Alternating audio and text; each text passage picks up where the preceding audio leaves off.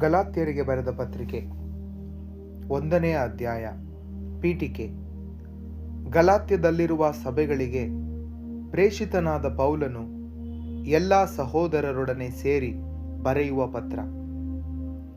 ಮಾನವರಿಂದಾಗಲಿ ಮಾನವ ಅಧಿಕಾರದಿಂದಾಗಲಿ ನಾನು ಪ್ರೇಷಿತನಾಗಿರದೆ ಯೇಸುಕ್ರಿಸ್ತರಿಂದಲೂ ಮತ್ತು ಅವರನ್ನು ಮರಣದಿಂದ ಎಬ್ಬಿಸಿದ ತಂದೆಯಾದ ದೇವರಿಂದಲೂ ಪ್ರೇಷಿತನಾಗಿರುತ್ತೇನೆ.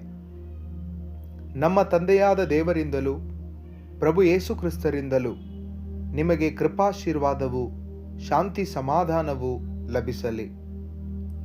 ಯೇಸುಕ್ರಿಸ್ತರು ನಮ್ಮ ತಂದೆಯಾದ ದೇವರ ಚಿತ್ತಕ್ಕನುಸಾರವಾಗಿ ನಮ್ಮನ್ನು ಸದ್ಯದ ದುಷ್ಟಕಾಲದಿಂದ ಬಿಡುಗಡೆ ಮಾಡುವುದಕ್ಕಾಗಿ ಹಾಗೂ ನಮ್ಮ ಪಾಪಗಳ ಪರಿಹಾರಕ್ಕಾಗಿ ತಮ್ಮನ್ನೇ ಬಲಿಯಾಗಿ ಅರ್ಪಿಸಿದರು. ದೇವರಿಗೆ ಯುಗ ಯುಗಾಂತರಕ್ಕೂ ಸ್ತುತಿ ಸ್ತೋತ್ರ ಸಲ್ಲಲಿ. ಆಮೇನ್. ಏಕೈಕ ಶುಭ ಸಂದೇಶ. ಕ್ರಿಸ್ತ ಯೇಸುವಿನ ಅನುಗ್ರಹದಿಂದ ನಿಮ್ಮನ್ನು ಕರೆದ ದೇವರನ್ನು ನೀವಿಷ್ಟು ಬೇಗನೆ ತ್ಯಜಿಸಿ ಬೇರೊಂದು ಶುಭ ಸಂದೇಶವನ್ನು ಅಂಗೀಕರಿಸುತ್ತಿರುವಿರೆಂದು ಕೇಳಿ ನನಗೆ ಆಶ್ಚರ್ಯವಾಗುತ್ತಿದೆ. ವಾಸ್ತವವಾಗಿ ಬೇರೆ ಯಾವ ಶುಭ ಸಂದೇಶವೂ ಇಲ್ಲ. ಆದರೆ ಕೆಲವರು ನಿಮ್ಮಲ್ಲಿ ಗೊಂದಲವೆಬ್ಬಿಸಿ ಕ್ರಿಸ್ತ ಯೇಸುವಿನ ಶುಭ ಸಂದೇಶವನ್ನು ಮಾರ್ಪಡಿಸಲು ಯತ್ನಿಸುತ್ತಾ ಇದ್ದಾರೆ. ನಾವು ನಿಮಗೆ ಬೋಧಿಸಿದ ಶುಭ ಸಂದೇಶಕ್ಕೆ ವಿರುದ್ಧವಾದ ಸಂದೇಶವನ್ನು ನಾವೇ ಆಗಲಿ, ಸ್ವರ್ಗದಿಂದ ಇಳಿದ ದೂತನೇ ಆಗಲಿ, ಯಾರೇ ಆಗಲಿ ಬೋಧಿಸಿದರೆ ಅವನು ಶಾಪಗ್ರಸ್ತನಾಗಲಿ. ನೀವು ಅಂಗೀಕರಿಸಿದ ಶುಭ ಸಂದೇಶಕ್ಕೆ ವಿರುದ್ಧವಾದ ಸಂದೇಶವನ್ನು ಸಾರುವವನು ಶಾಪಗ್ರಸ್ತನಾಗಲಿ ಎಂದು ನಾನು ಮೊದಲೇ ಹೇಳಿದಂತೆ ಮತ್ತೊಮ್ಮೆ ಒತ್ತಿ ಹೇಳುತ್ತೇನೆ. ಇದರಿಂದ ನಾನು ಯಾರನ್ನು ಒಲಿಸಿಕೊಳ್ಳಲು ಯತ್ನಿಸುತ್ತಿದ್ದೇನೆ? ಮಾನವರನ್ನೋ ದೇವರನ್ನೋ? ನಾನು ಮಾನವರ ಮೆಚ್ಚುಗೆಯನ್ನು ಗಳಿಸಲು ಯತ್ನಿಸುತ್ತಿಲ್ಲ. ನಾನಿನ್ನೂ ಜನರ ಮೆಚ್ಚುಗೆಯನ್ನು ಗಳಿಸುವವನೇ ಆಗಿದ್ದರೆ ಕ್ರಿಸ್ತ ಯೇಸುವಿನ ದಾಸನಾಗಿರಲು ಸಾಧ್ಯವೇ ಇಲ್ಲ. ಪ್ರೇಷಿತನಾದ ಪೌಲ.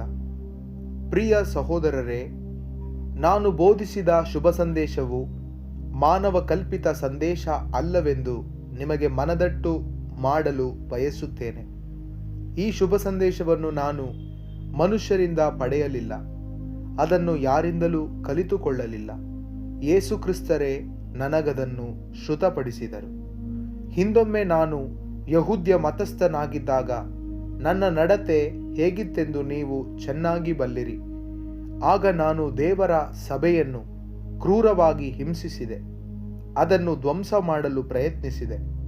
ಇದಲ್ಲದೆ ನಾನು ನನ್ನ ಪೂರ್ವಜರ ಮತ ಸಂಪ್ರದಾಯಗಳಲ್ಲಿ ಅತ್ಯಧಿಕ ನಿಷ್ಠೆಯುಳ್ಳವನಾಗಿದ್ದೆ.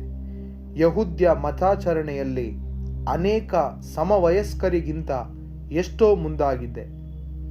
ಆದರೆ ನಾನಿನ್ನು ತಾಯಿಯ ಗರ್ಭದಲ್ಲಿ ಇದ್ದಾಗಲೇ ದೇವರು ನನ್ನನ್ನು ತಮ್ಮ ಅನುಗ್ರಹದಿಂದ ಆರಿಸಿಕೊಂಡು ತಮ್ಮ ಸೇವೆಗೆ ಕರೆದರು. ನಾನು ಯಹೂದ್ಯರಲ್ಲದವರಿಗೆ ಶುಭ ಸಂದೇಶವನ್ನು ಸಾರಬೇಕೆಂದು ದೇವರು ತಮ್ಮ ಮಗನನ್ನು ನನಗೆ ಶ್ರುತಪಡಿಸಿದರು. ಆಗ ಸಲಹೆಗಾಗಿ ನಾನು ಯಾರ ಬಳಿಗೂ ಹೋಗಲಿಲ್ಲ. ನನಗಿಂತ ಮುಂಚಿತವಾಗಿ ಪ್ರೇಷಿತರಾದವರನ್ನು ಕಾಣಲೆಂದು ನಾನು ಜೆರುಸಲೇಮಿಗೂ ಹೋಗಲಿಲ್ಲ. ಬದಲಿಗೆ ನೇರವಾಗಿ ಅರೇಬಿಯಾಕ್ಕೆ ಹೋದೆ. ಅಲ್ಲಿಂದ ದಮಸ್ಕಸ್ ನಗರಕ್ಕೆ ಹಿಂದಿರುಗಿದೆ. 3 ವರ್ಷಗಳ ನಂತರವೇ ಕೇಫನನ್ನು ಕಂಡು ಮಾತನಾಡಲು ಜೆರುಸಲೇಮಿಗೆ ಹೋದೆ. 15 ದಿನ ಆತನೊಂದಿಗೆ ತಂಗಿದ್ದೆ.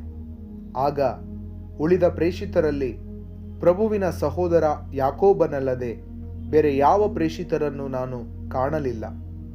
ನಾನು ನಿಮಗೆ ಬರೆಯುವ ಸಂಗತಿಗಳು ಸುಳ್ಳಲ್ಲ ಎಂಬುದಕ್ಕೆ ದೇವರೇ ಸಾಕ್ಷಿ. ಅನಂತರ ನಾನು ಸಿರಿಯ ಮತ್ತು ಸಿಲಿಸಿಯ ಪ್ರಾಂತ್ಯಗಳಿಗೆ ಹೋದೆ. ಆಗ ಜುದೆಯ ಪ್ರಾಂತ್ಯದಲ್ಲಿದ್ದ ಕ್ರೈಸ್ತ ಸಭೆಗಳಿಗೆ ನನ್ನ ಪರಿಚಯವಾಗಿರಲಿಲ್ಲ. ಹಿಂದೊಮ್ಮೆ ನಮ್ಮನ್ನು ಹಿಂಸಿಸುತ್ತಿದ್ದವನು ತಾನು ನಾಶ ಮಾಡಲೆತ್ನಿಸಿದ ವಿಶ್ವಾಸವನ್ನೇ ಈಗ ಪ್ರಚಾರ ಮಾಡುತ್ತಿದ್ದಾನೆ ಎಂಬ ಸುದ್ದಿಯನ್ನು ಮಾತ್ರ ಕೇಳಿದ್ದರು. ಈ ಕಾರಣ ನನ್ನನ್ನು ಕುರಿತು ಅವರು ದೇವರನ್ನು ಕೊಂಡಾಡುತ್ತಿದ್ದರು.